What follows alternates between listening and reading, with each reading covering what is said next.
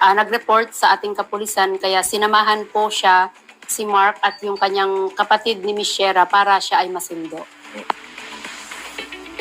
Ni Atrica, lumabas din sa investigasyon ng QCPD na ito na ang pangalawang beses na nawala itong si Shera De Juan.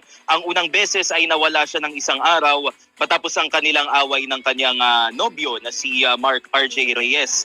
Bagamat wala pang sinasabing dahilan ng babae kung bakit siya naglayas at nawala, ay sinabi naman ng sanay maid of honor sa kasal ng magnobya sa sinumpaang salaysay na isinumite kay QCPD Director Police Colonel Randy Glenn Silvio na nakararanas ng financial distress si Shera dahil sa kalusugan ng ama.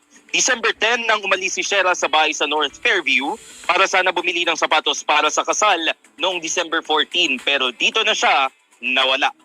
At yan ang balitang kumpirmado, sigurado. Ito ang Radyo Patrol. Gabriel